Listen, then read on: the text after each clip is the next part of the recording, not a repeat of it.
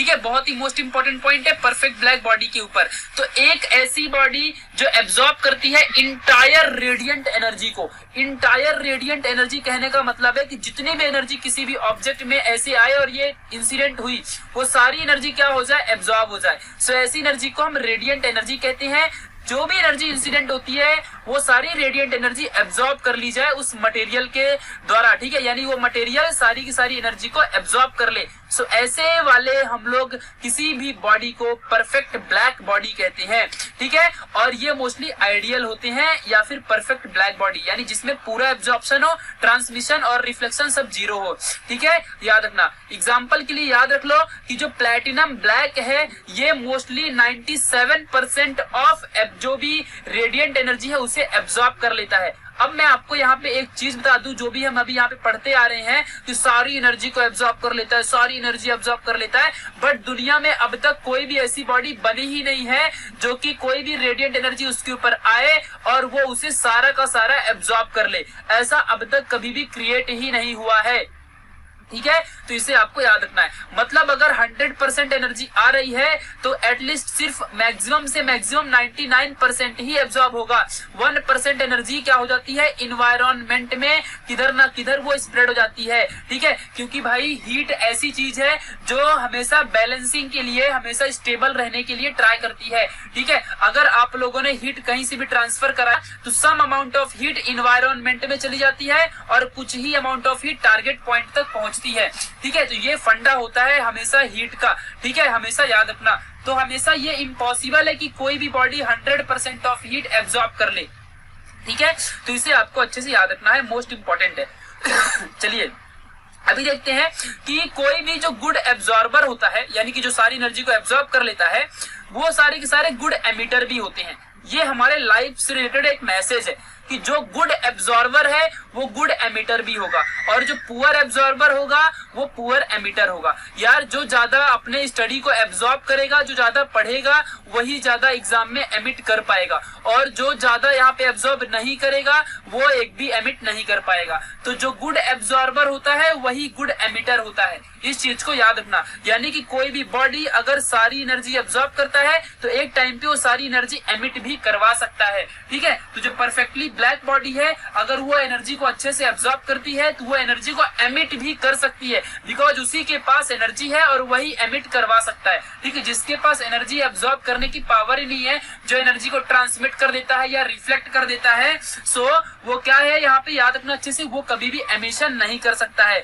सो यहाँ पे स्टूडेंट में भी वैसे ही होता है, जो भी नॉलेज आया कुछ लोग उसे रिफ्लेक्ट कर देते हैं, बोलते नहीं भाई हमको नहीं चाहिए, हमारे पास ऑलरेडी स्टेबिलिटी के लिए कोई दूसरे प्लान है। कुछ लोग क्या होते हैं, हमको चाहिए ही नहीं, हमारे सर के ऊपर से जा रहा है तो ट्रांसमिट हो गया। कुछ लोग ट्रांसमिट करते हैं, कुछ लोग आके भी जो ले सकते हैं, एब्जॉर्ब कर सकते हैं, वो रिफ्लेक्ट कर देते हैं। व्हाई? बिकॉज वो सोचते हैं कि उनके पास दूसरा ऑप्शन है तो क्यों पढ़ना, ठीक है, ऐसा सोचते हैं। तो कुछ लोग रिफ्लेक्ट करते हैं, कुछ लोग यहाँ पे ट्रांसमिट कर देते हैं और कुछ लोग एब्जॉर्ब कर लेते हैं, क्योंकि एब्जॉर्ब कर लेगा वो बाद में कभी ना कभी काम आएगा और वो वहां से रिफ्लेक्ट तो भाई एमिट तो कर सकता है ना। तो ये बातें अच्छे से याद रखना। चलिए अभी हम लोग देख लेते हैं परफेक्टली एग्जाम्पल अच्छे से ब्लैक बॉडी का, ठीक है। सो एक फेरी नाम के एक साइंटिस्ट थे जिन्होंने परफेक्ट ब्लैक बॉडी को यहाँ पे कंस्ट्रक्ट किया था, बनाया था इन्होंने परफेक्टली ब्लैक बॉडी को। इन्होंने बहुत सारी चीजें अज्यूम भी की थी, बहुत सारी चीजें अज्यूम की थी। तो चलो अभी हम लोग इनके बारे में समझ लेते हैं। तो ये है अपनी परफेक्ट ब्लैक बॉडी जो आपको दिख रही है, राउंड फॉर्म में है, ठीक है। इन्होंने क्या किया था कि एक ऐसा मटेरियल लिया, यहाँ पे ध्यान देना। अभी यहाँ पे आप लोगों ने देखा होगा कि जो मोस्टली मोमेडियन होते हैं इंडिया में, ठीक है, मैं अभी किसी कलर की बात नहीं करूंगा, यहाँ पे कोई रिलीजन की बात नहीं करूँ, बस एग्जांपल के लिए समझा रहा हूँ, ठीक है, कि जो वो ब्लैक कलर पहनते हैं ना, ब्लैक कलर, वो बहुत ज्यादा हीट एनर्जी एब्जॉर्ब करती है, ये साइंटिफिक रीजन है। और जो व्हाइट कलर में क्रिकेट के वगैरह में आपने देखा होगा, वो व्हाइट कलर बहुत ज्यादा हीट को रिफ्लेक्ट करती है, ये भी आपने देखा होगा। तो ये यहाँ पे कलर मैटर करता है, वही चीज अभी हम परफेक्टली ब्लैक बॉडी में देखेंगे। मोस्ट इंपॉर्टेंट पॉइंट है ये, ठीक है। चलो देख लेते हैं परफेक्टली ब्लैक बॉडी में क्या होता है। हम लोग क्या करते हैं, यहाँ पे फेरिस ने क्या किया था कि जो एक्सटर्नल है, बाहर का पार्ट है, और ये इंटरनल पार्ट है। इंटरनल पार्ट को अपनी बॉडी का, इसलिए यानी कि जो भी उन्होंने मटेरियल लिया था उस बॉडी का, ब्लैक कलर से क्या किया, उन्होंने कोट कर दिया। कोट कर दिया मतलब एक लेयर लगा दी, ठीक है, और बाहर से उन्होंने सिल्वर की लेयर लगा दी।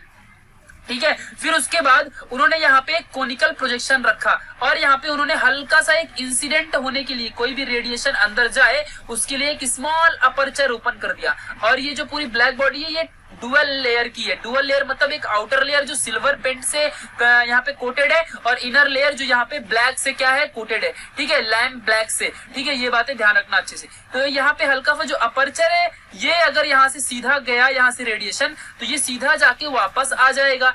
इसीलिए यहाँ पे कोनिकल प्रोजेक्शन इन्होंने बनाया अंदर, कि जब यहाँ पे आए तो ये बॉडी ऐसे ट्रांसमिट हो जाए, ना कि वापस से सीधे रिफ्लेक्ट हो जाए ऐसे वापस से। ठीक है, तो ऐसा नहीं होना चाहिए। इसके लिए इन्होंने क्या किया, यहाँ पे हल्का से कोनिकल प्रोजेक्शन लगा दिया और जैसे यहाँ पे आएगा तो पूरी बॉडी रिफ्लेक्ट हो के बाहर तो जा ही नहीं पाएगी, क्योंकि अंदर तो ब्लैक कलर है और जो ब्लैक कलर होता है, डार्क ब्लैक कलर, ये हीट को एब्जॉर्ब करता है, सारे के सारे हीट एनर्जी को एब्जॉर्ब करता है। इसीलिए जो ब्लैक कलर होता है वो सारी सनलाइट को, सन की जो एनर्जी होती है उसे एब्जॉर्ब करते रहता है, और जो व्हाइट कलर है वो सारी एनर्जी को बाहर क्या करता है, हमेशा बाहर एमिट करा देता है। और जो ऑरेंज कलर है, ऑरेंज कलर ये कभी भी किसी के एनर्जी को ना ही एब्जॉर्ब करता है और ना ही एमिट करता है, बस ये इसके पास खुद की एनर्जी होती है, खुद की स्ट्रेंथ, खुद की पावर होती है। इसे याद रखना अच्छे से। ठीक है, ये ना एब्जॉर्ब करने वाला है ना ही कभी भी एमिट करने वाला है। तो ये सारे कलर का एक एक अपना अपना वेवलेंथ है, जिसे आपको समझ के रखना है सारी चीजें साइंटिफिक तरीके से। ठीक है, तो यहाँ पे कोनिकल प्रोजेक्शन है, जो यहाँ से पूरा का पूरा यहाँ से हीट जाएगा, वो हीट पूरा का पूरा यहाँ से ट्रांसमिट होता है। ठीक है, और ऐसे ट्रांसमिट हो के रिफ्लेक्ट, यहाँ पे देखो एक यहाँ पे रिफ्लेक्ट हुआ, यहाँ पे रिफ्लेक्ट हुआ, ऐसा रिफ्लेक्ट हो के, ऐसा रिफ्लेक्शन होते रहेगा। रिफ्लेक्ट हो के पूरी ये बॉडी जो होती है ना, जो भी यहाँ से रेडिएशन गया था, ये पूरी ब्लैक बॉडी उस एनर्जी को एब्जॉर्ब कर लेती है। ठीक है, ये बातें आपको ध्यान रखना है। और ऐसे ही ये ब्लैक बॉडी इन्होंने बनाया था कि भाई रेडिएशन को बाहर जाने का कोई चांस ही नहीं दिया। ठीक है, तो ये पूरी की पूरी एनर्जी अंदर ही रिफ्लेक्ट हो के, रिफ्लेक्शन कर करके पूरी की पूरी एनर्जी यहाँ पे रेडिएशन या रेडिएंट एनर्जी पूरी की पूरी एब्जॉर्ब हो गई। ठीक है, जो हीट एनर्जी थी रेडिएशन के थ्रू जो आई थी, ये पूरी की पूरी अंदर एब्जॉर्ब हो गई, और ऐसी बॉडी को परफेक्ट ब्लैक बॉडी कहते हैं। ठीक है, इस बात को आपको याद रखना है।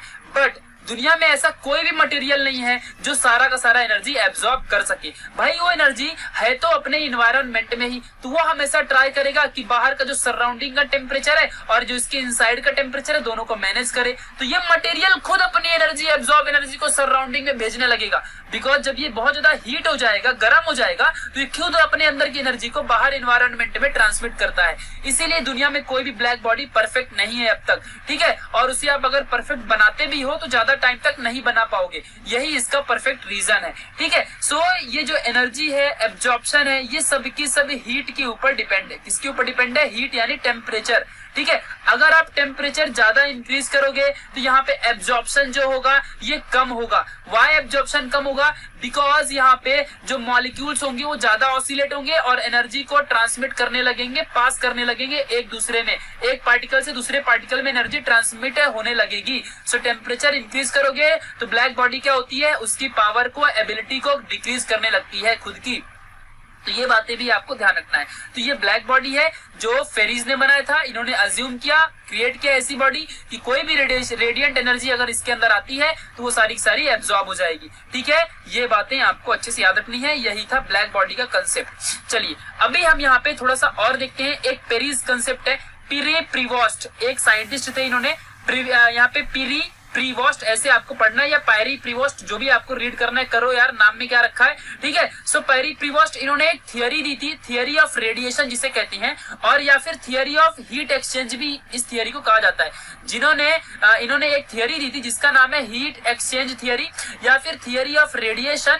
ठीक है, इन्हें ऐसा कहा जाता है। ठीक है, और अब हम अभी टॉपिक पढ़ रहे हैं एमिशन ऑफ हीट रेडिएशन को अभी हम पढ़ रहे हैं। ठीक है, तो चलो, इन्होंने जो भी थियरी दी थी, इन्होंने क्या दिया था कि कोई भी हीट अगर 0 केल्विन टेम्परेचर या उससे ज्यादा एबो कंडीशन में है, कोई भी हीट अगर ट्रांसमिट हो रही है, कोई भी रेडिएंट एनर्जी अगर ट्रांसमिट हो रही है और उसका टेम्परेचर 0 केल्विन टेम्परेचर से ज्यादा है, यानी कि एट 0 केल्विन टेम्परेचर और उसके ऊपर, मोस्टली उसके ऊपर, यानी कि 0 केल्विन टेम्परेचर से अगर ज्यादा के कंडीशन में अगर कोई भी हीट या रेडिएंट एनर्जी ट्रांसफर होती है किधर भी बीच में, सपोज ए बॉडी से और दूसरे बॉडी बी में जा रही है और उसका टेम्परेचर इन्वायरमेंट का यहाँ पे 0 केल्विन टेम्परेचर से ज्यादा हो, तो क्या होगा यहाँ पे। तो इन्होंने बताया कि जो बॉडी होगी वो रेडिएट करेगी thermal energy and some time they absorb radiation received from surrounding.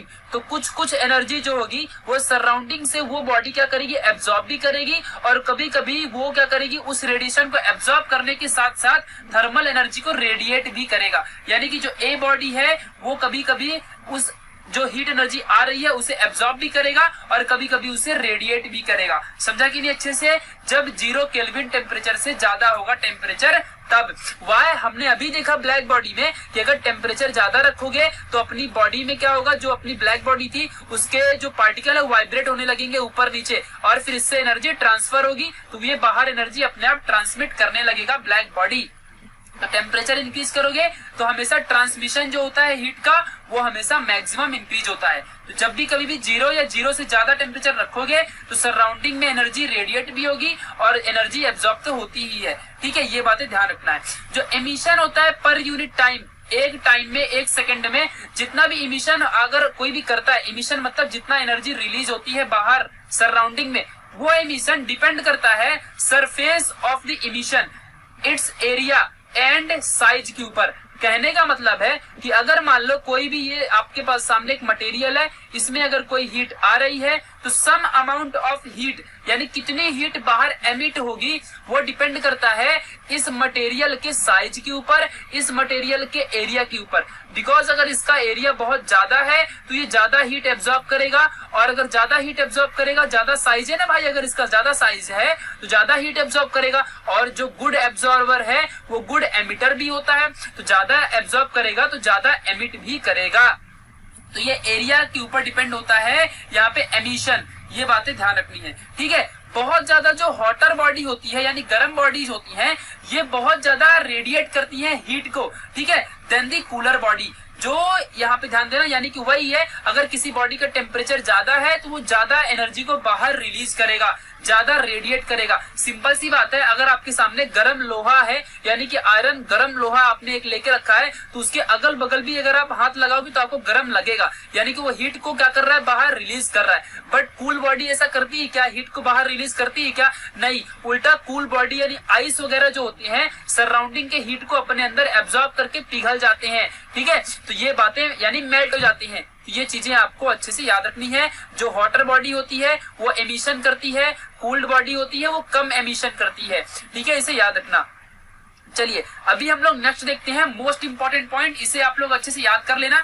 ठीक है, समझ लेना। Amount of heat radiated by the body depends on, पहले समझते किसके ऊपर डिपेंड है, कि मतलब जो भाई अमाउंट ऑफ हीट है वो रेडिएट हुआ, ठीक है, बाहर रिलीज हुआ बाय द बॉडी, तो वो किसके ऊपर डिपेंड है। ठीक है, तो पहली बात एब्सोल्यूट टेम्परेचर के ऊपर। टेम्परेचर ज्यादा है तो जो रेडिएशन है वो क्या होगा, ज्यादा होगा। टेम्परेचर कम है तो रेडिएशन क्या होगा, कम होगा। यानी कि सीधा सीधा बात है कि जो यहाँ पे टेम्परेचर है वो डायरेक्टली प्रोपोर्शनल होता है रेडिएशन के। ठीक है, इस बात को ध्यान रखना। अगर टेम्परेचर ज्यादा तो रेडिएशन भी ज्यादा। रेडिएशन मतलब बाहर हीट का एमिशन, एमिशन ज्यादा होना, एमिट ज्यादा होगी हीट। ठीक है, दूसरा नेचर ऑफ बॉडी, यानी कि वो बॉडी अगर पॉलिश्ड है ब्लैक से तो फिर एनर्जी कम एमिट होगी, क्योंकि ब्लैक बॉडी एनर्जी एब्सॉर्ब करती है ना कि ट्रांसमिट। ठीक है, और या फिर साइज ऑफ द कलर, इसके ऊपर भी। नेक्स्ट है सरफेस एरिया ऑफ बॉडी, यानी कि अगर बॉडी का सरफेस एरिया बहुत ज्यादा है तो वो हीट ज्यादा एब्सॉर्ब करेगा ना कि ज्यादा एमिट करेगा, क्योंकि एब्सॉर्ब कर लेगा ना, एमिट करने की तो बात की बात है। ठीक है, यानी रेडिएट बाद में करेगा। और दूसरी बात टाइम ड्यूरेशन, ठीक है, कि कितना भाई रेडिएशन होने के लिए कितना टाइम लगता है। तो ये सारे फैक्टर हैं किसी भी बॉडी के रेडिएट होने के। ठीक है, जिन्हें आपको अच्छे से याद रखना है और मोस्ट इंपॉर्टेंट है। इसी के कंसेप्ट के ऊपर हमको एक कंसेप्ट मिला कि जो अमाउंट ऑफ हीट रेडिएटेड है वो डायरेक्टली प्रोपोर्शनल होता है सरफेस एरिया के of the body and time duration, यानी कि कहने का मतलब है कि अमाउंट ऑफ हीट जितना भी है वो अगर रेडिएट हो रहा है और अगर सरफेस एरिया बहुत ज्यादा है और टाइम भी बहुत ज्यादा लग रहा है रेडिएट होने में, तो इसका मतलब क्या है कि अपना रेडिएशन बहुत ज्यादा हुआ है।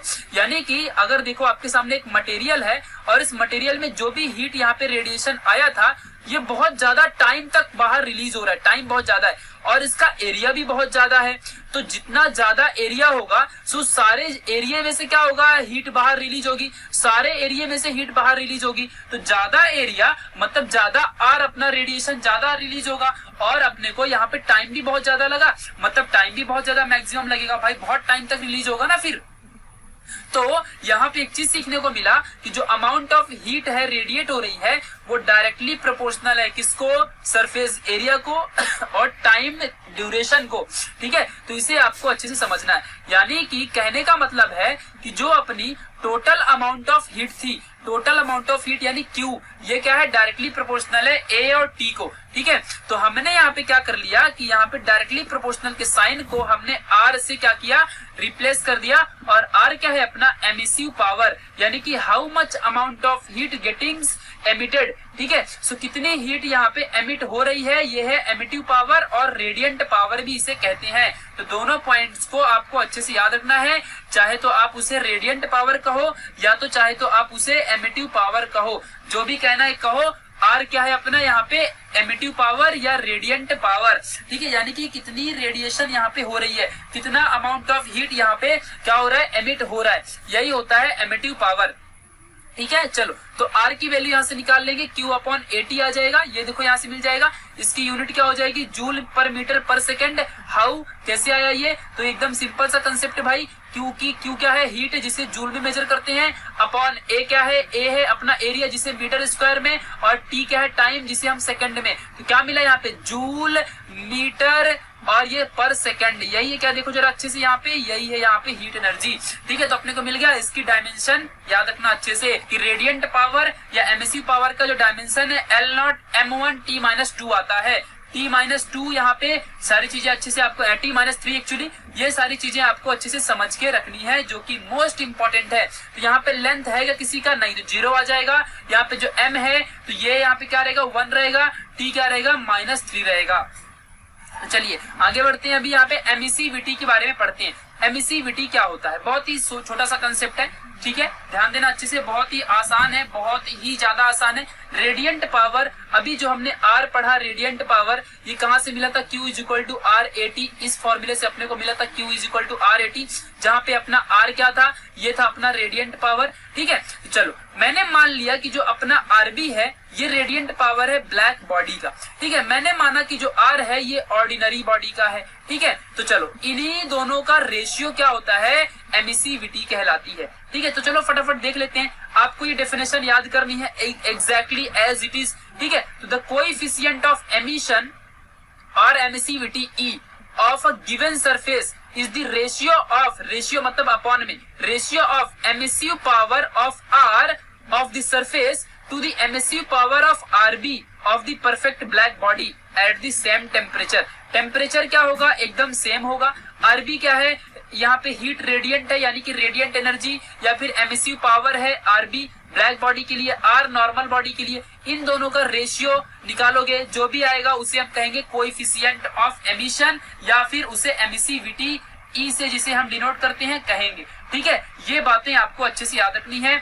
चलो तो अभी हम यहाँ पे एक चीज देखते हैं, बहुत ही मोस्ट इंपॉर्टेंट, जो कि MCQ भी यहाँ से पूछ लेता है। आपको अभी एमिसिविटी आ चुकी है, क्या होती है ये कंसेप्ट थोड़ा सा समझते हैं।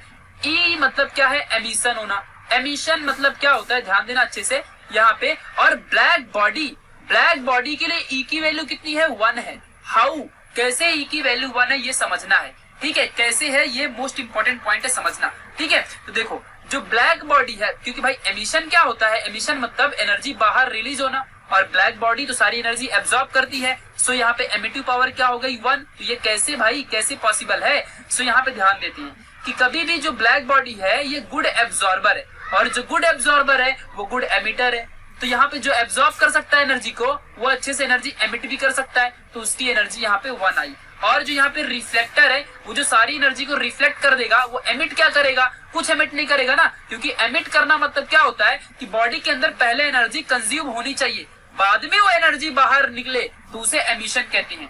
बट अगर कोई एनर्जी किसी बॉडी के पास आ रही है और वो अंदर एब्जॉर्ब ही ना हो, सीधा बाहर रिफ्लेक्ट हो जाए, बाहर से ही, तो उसे कहते हैं रिफ्लेक्शन। ठीक है, बट अगर कोई बॉडी एब्जॉर्ब कर ले पहले एनर्जी को और फिर बाहर रिलीज करे तो उसे कहते हैं एमिशन। ठीक है, तो जो परफेक्ट रिफ्लेक्टर होता है वो कभी एक भी बॉडी को, एक भी एनर्जी को एमिट करेगा क्या, नहीं करेगा। व्हाई? बिकॉज वो जीरो एमिटर होता है, क्योंकि वो एब्जॉर्ब ही नहीं करता है। बट ब्लैक बॉडी एनर्जी को एब्जॉर्ब करती है, इसे आपको याद रखना है। चलिए गाइज, यहाँ पे फिर से अपने को एक यहाँ पे लॉ आ चुका है जिसे हम कहते हैं किरचॉफ्स लॉ। ये मत डरना कि भाई ये तो अपना इलेक्ट्रिसिटी का है, बिल्कुल साइंटिस्ट सेम है बट लॉ सेम नहीं है। ठीक है, तो Kirchhoff's law of heat radiation पढ़ते हैं। इनकी यहाँ पे जो पूरी डेफिनेशन है इसे आप लोग अच्छे से पढ़ लेना। ठीक है, एकदम एज इट इज एग्जाम में लिखना पड़ेगा, तभी फुल मार्क्स मिलेंगे, क्योंकि ये इनका लॉ है। तो चलो एक बार मैं पढ़ता हूँ और इस लॉ को पढ़ने के बाद जो भी कंक्लूजन मिला वही अपना थियरी होगी। ठीक है, तो एट अ गिवन टेम्परेचर, कितना भी टेम्परेचर आपके पास है, उसमें क्या देखना, ratio of emissive power to the, ध्यान देना, to the ratio of emissive power, याद रखना, ratio of emissive power to the coefficient of absorption, ध्यान देना, ratio of emissive power to the coefficient of absorption क्या होता है, ए होता है, is equal to emissive power of perfect black body, is equal to emissive power of perfect black body. यही होता है Kirchhoff's law of heat radiation. इन्होंने ये लॉ दिया था। ठीक है, याद रखना अच्छे से। और अभी अभी हमने क्या पढ़ा, बहुत ही मोस्ट इंपॉर्टेंट पॉइंट अभी अभी हमने पढ़ा कि E is equal to R upon B होता है। ये रिलेशन याद रखना अच्छे से, अभी हम इस्तेमाल करेंगे। ठीक है, so according to Kirchhoff's law of heat radiation जो है अपना यहाँ पे जो रेशियो है एमिसिव पावर का, वो क्या है, with the coefficient of absorption के साथ है, और इज इक्वल टू यहाँ पे रेशियो ऑफ एमिसिव पावर या फिर रेडिएंट एनर्जी, आर मतलब एमिसिव पावर या फिर रेडिएंट एनर्जी होता है। ठीक है, two of the black body, तो ये इक्वल। चलो, तो आपको नहीं लगता कि मैं इस रिलेशन से इसे ऐसे लिख सकता हूँ, R upon R B is equal to A absorption, और R अपॉन आर बी क्या होता है, R अपॉन आर बी क्या होता है, ये होता है एमिसिविटी। तो यहाँ पे देखो जरा, एमिसिविटी आ गई है अपनी, E इज इक्वल टू ए, तो ये प्रूफ हो गया अपना एकदम आसान सा। ठीक है, सो ये चीजें आपको समझ के रखनी है। जब कभी भी इक्विलिब्रियम कंडीशन आती है, यानी कि जितनी अमाउंट ऑफ हीट एब्जॉर्ब हुआ है उतना ही अमाउंट ऑफ हीट क्या हो, यहाँ पे एमिट हो जाए। एब्जॉर्ब, देखो ध्यान देना, बार बार कह रहा हूँ, एमिट तभी होगा जब कोई भी हीट एब्जॉर्ब होगी किसी भी मटेरियल के अंदर। ठीक है, और रिफ्लेक्ट कब होता है, एब्जॉर्ब हुआ ही ना हो, सीधे हीट आया और बाहर निकल गया, एब्जॉर्ब नहीं होना चाहिए, वो होता है रिफ्लेक्ट करना। बट एमिट करना मतलब क्या है कि पहले हीट एब्जॉर्ब होगी फिर बाहर एमिट होगी। ठीक है, तो E इज इक्वल टू ए कब होगा, ऐसा कब पॉसिबल है कि जितना हीट एब्जॉर्ब हो रहा हो उतना हीट रिलीज हो रहा हो, जब इक्विलिब्रियम कंडीशन आएगी। जब कौन सी कंडीशन आएगी, इक्विलिब्रियम कंडीशन आएगी। इक्विलिब्रियम कंडीशन कब आएगी, जब कभी भी यहाँ पे जितना अमाउंट ऑफ हीट एब्जॉर्ब हो रहा हो और उतना ही अमाउंट ऑफ हीट बाहर एमिट हो रहा हो साइमल्टेनियसली, तभी यहाँ पे क्या होगा, इक्वल होगा E के और A के। इस चीज को समझ के रखना। चलिए, अब हम लोग कुछ नई चीजें जानेंगे। ठीक है, मोस्ट इंपॉर्टेंट कुछ नया चीज। ठीक है, अभी हम लोग देखेंगे वेवलेंथ और यहाँ पे रेडिएशन के बारे में, यानी कि अगर किसी भी हीट का वेवलेंथ बहुत ज्यादा है तो क्या रेडिएशन ज्यादा होगा या कम होगा, इन चीजों को अभी हमें समझना है। ठीक है, बहुत ही अच्छे से।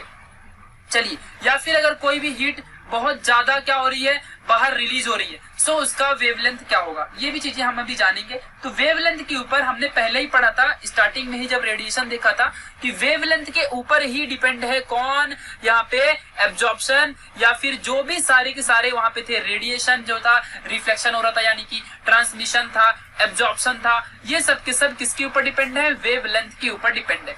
ठीक है, चलो तो देखते हैं अभी कैसे। अब ये है अपना, यहाँ पे ग्राफ प्लॉट किया है, एक है ये वेवलेंथ का और यहाँ पे रेडिएंट पावर का। रेडिएंट पावर यानी R, ठीक है, यानी कि एमिसिव पावर यानी E, ठीक है, जिसका वैल्यू होता है E is equal to R upon R B. ठीक है, यही है एमिसिव पावर। ठीक है, यहाँ पे ध्यान देना। और मतलब एमिसिविटी, ई है एमिसिविटी, आर है रेडियंट पावर या फिर रेडियंट एनर्जी। ठीक है, ये बातें ध्यान रखना, रेडियंट पावर मोस्टली कहते हैं।